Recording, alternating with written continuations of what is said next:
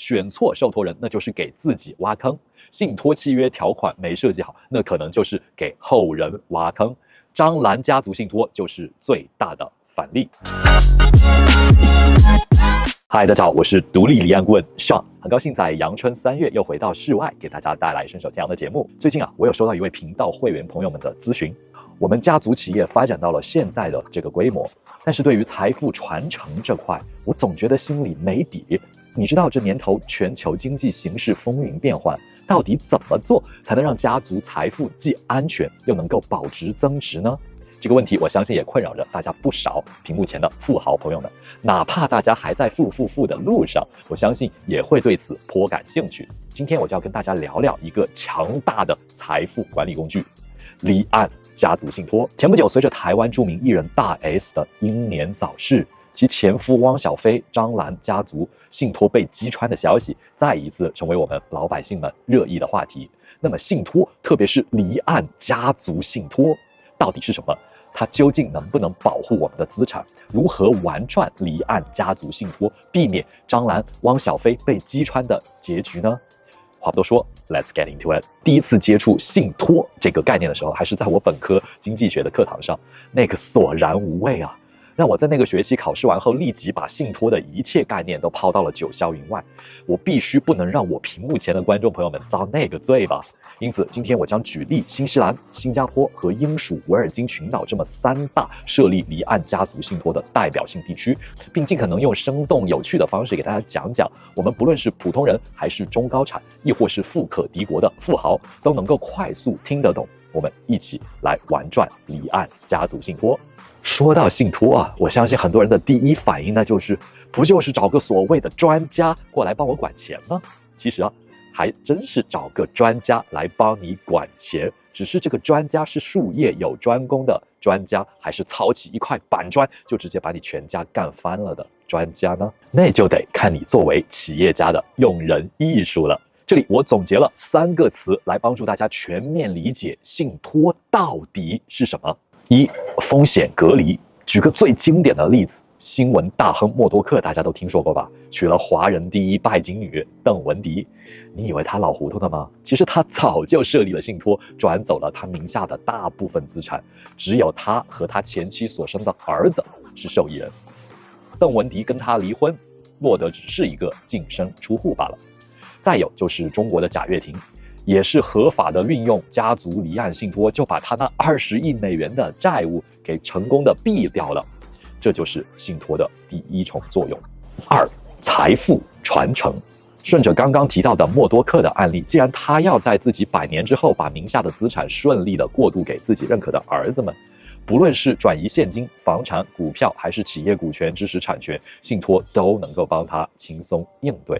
而且离岸家族信托往往在税务上还能够对财富传承起到更大的作用，而这就是离岸信托的神奇所在。3、税务筹划。大家都知道，美国是有巨额的赠与税和遗产税的。比如说，我有1000万美金的遗产，我想给我的子女，那就要交一笔40%到50%左右的遗产税或者赠与税。但是，当我把我的财产放到了信托里，我孩子就可以跟领工资一样，定期领到我这个信托里的财产，这个税率那就低太多了，可以规避到很多的税金。这里边最经典的例子就是2进宫的美国总统特朗普。大家都知道特朗普是个底气十足的富二代当时特朗普他爸想要把他的遗产分给他的5个子女，其中就包括今天的美国总统特朗普。老特朗普把自己名下的资产放进了一个信托里，然后请了很多专业的资产评估师，把他的资产估值弄得相当的低。结果遗产税和赠与税就这么被特朗普家族给省了大半。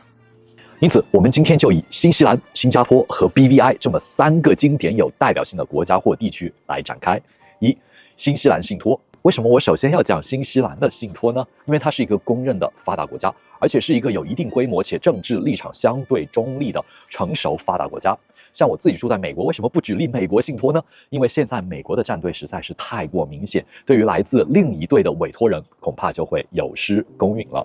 2021年1月30日，新西兰全面的信托法正式生效，让整个信托体系更加的完善和透明。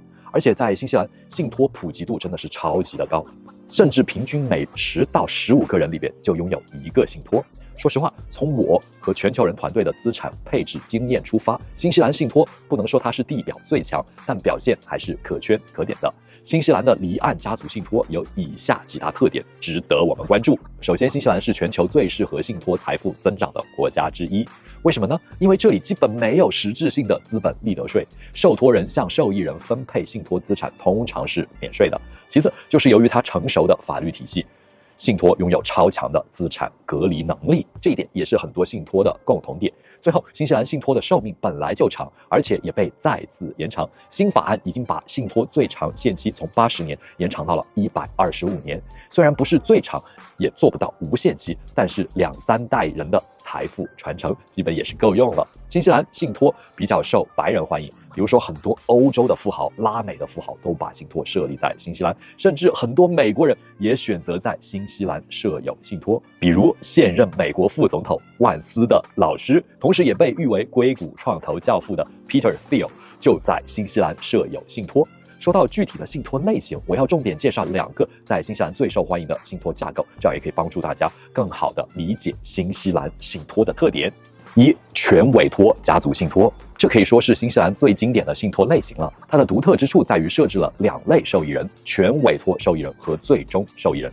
受托人对于信托资产的分配拥有完全的自由裁量权，可以根据家族情况灵活决定谁能够获得信托资产，分配多少，什么时候分配，甚至分配的形式都是可以灵活调整的。这类信托特别适合想要实现我前面提到的财富传承，实现资产保护，甚至照顾有特殊需求的子女家庭。2、平行信托。这类结构特别适合混合家庭，比如说有前一段婚姻子女的家庭，或者双方的资产差异较大的伴侣。它其实是2个信托并行运作，每个合作伙伴使用其中一个。为什么要这么设计呢？因为新西兰法律规定，关系持续3年以上就可以平分财产。通过平行信托，你就可以保护自己的资产，确保它最终会传给自己的子女。举个例子，万一一方不幸去世，幸存的配偶可以继续使用信托中的资产，但这些资产最终会按照死者的意愿传给他的子女，这样既保护了配偶的利益，又确保了财产最终会传给自己的后代，可以说是相当机智的设计。这里的资产一般是指在新西兰的资产，不包含新西兰以外的海外资产。不过，作为各位的离岸顾问，我必须提醒大家，新西兰信托虽好，但设立和维护的成本确实不低，而且管理起来也是比较复杂的。委托人需要直接放弃对资产的控制权，税务安排也需要专业指导，所以在选择信托之前，一定要做好充分的评估。如果你对新西兰信托感兴趣，或者想了解更多的细节，欢迎随时私信我们全球人团队。任何信托都不是完美的，但是如果它的政策或者行业惯例或者税务能够满足你的需求，那么它对你来说就是合适的。接下来让我们把眼光投向我们华人最熟悉的中岸税务天堂新加坡，也许那里的信托可以给你多一重选择。看到这里的老铁们，如果你觉得以上内容对你有所帮助，还希望你最多可以花0.4秒的时间给这个视频点个赞，这将是我们持续推出更多好视频和精彩内容的根本动力。这里我们一起看向我们频道的老朋友新加坡。作为亚洲金融中心，新加坡不仅是富豪们存钱的天堂，更是设立家族信托的绝佳选择。让我们一起来扒一扒，为什么连马云这样的大佬都要在新加坡设立家族信托。新加坡首先制定了极为缜密的受托人法和信托公司法，再加上新加坡金融管理局 MAS 的严格监管，这就是世界上那些顶级的金融机构，像是瑞银、星展这样的大佬，为什么都要把亚太总部设在新加坡，很大一部分原因也就是在这里。那具体到新加坡家族信托有什么王炸级的优势呢？新加坡信托在形式上存在多样性，这是其中一个重大优势。哪怕你目前还不是高净值人士，也可以有这些信托可供选择，比如基础保险信托、教育信托、共同基金信托、公积金提名信托等等。其次是灵活性，信托可以包含多种资产类别，如现金、房地产公司股权、投资基金等等。设立家族信托时，可以根据家庭需求自定义管理方式。例如，设置保护人监管受托人，允许设立可撤销信托和不可撤销信托，根据需求灵活选择或资产隔离度更高的方式。再次是在存续时间上，新加坡信托可以持续100年。最后，新加坡信托往往可以和家族办公室相结合，提供13欧、13U 的税务优惠，甚至免税。而且通过家族办公室又可以进一步享受到新加坡的投资移民 GIP 等等政策。当然，金无足赤，人无完人。新加坡家族信托以其高成本、严格的合规要求和资产控制权等等限制，可能并不适合所有人。所以大家考虑在新加坡设立信托前，需要详细评估自身需求，并寻求专业的法律和财务顾问的建议。那有没有更完美的家族信托设立地区呢？别着急，我们一起看向 BVI。BVI 信托。说到 BVI 信托，很多朋友的第一反应是：哇，那不是个避税天堂吗？没错，作为全球顶级的离岸金融中心之一 ，BVI 不仅是离岸公司的天堂，在离岸家族信托领域里也是一个重量级的选手。说到 BVI 注册公司，大家肯定首先想到的是免税。BVI 的信托公司同样享受免税待遇，这个免税可比新加坡的免税范围还要广。既然提到了新加坡 ，BVI 家族信托还有2大特点，就是对比新加坡综合成本更低，对于委托人和受益人的隐私保护更强。当然，一枚硬币都有2面。BVI 与新加坡哪怕是新西兰相比，在法律制度、国际监管方面，可能就没有前2个法律辖区来得那么稳定了。说到 BVI 信托的王炸，那就不得不提 Vista 信托了。2004年 ，BVI 专门创立了 Vista 信托法。它最大的特点是什么呢？就是让你既能享受到信托的好处，又能继续掌控自己的公司。没错，就是这么神奇。在中国大名鼎鼎的京东创始人刘强东就是运用的 Vista 信托。东哥是这个信托的委托人、受托人，名义上不是他，但东哥也可以管。而且 Vista 信托的保质期高达360年。要是做慈善用途，那还可以无限存续。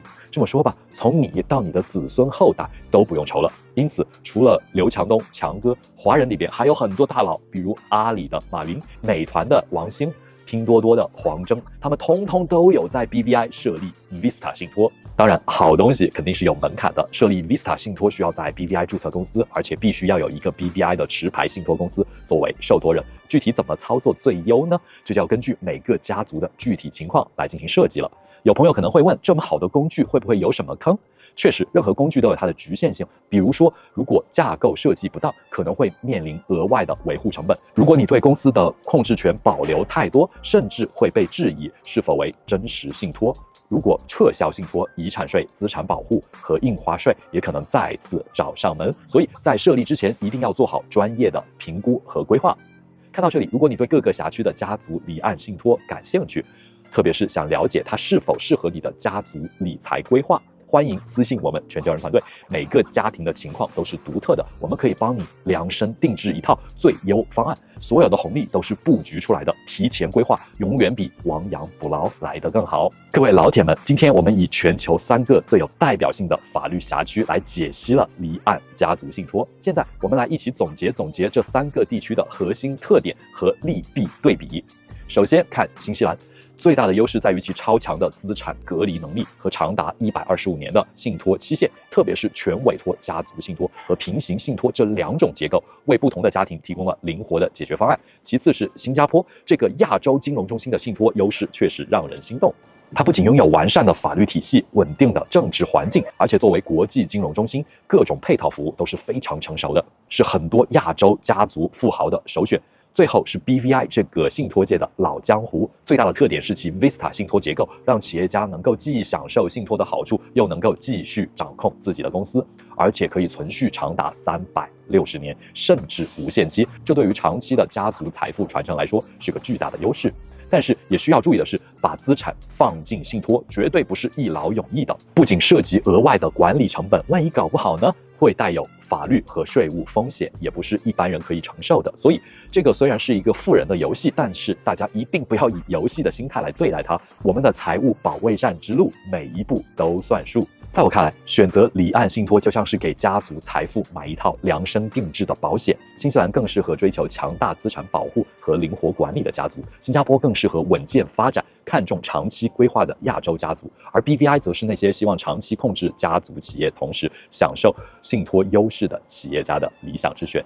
如果你想要针对自己的情况做更深入的规划，欢迎随时找我聊聊。我们专业的团队随时为你提供全方位的支持，不论是资质梳理、材料准备、政策解读，还是后续开启更多的资产配置新姿势，我们都可以帮你解决问题。都欢迎你在视频下方留言，和我们一起交流探讨，或者直接私信我们。记得关注我们频道，别错过更多关于移民旅居的劲爆内容。在全球化的今天，财富配置也要全球化，只有未雨绸缪，才能让家族财富基业长青。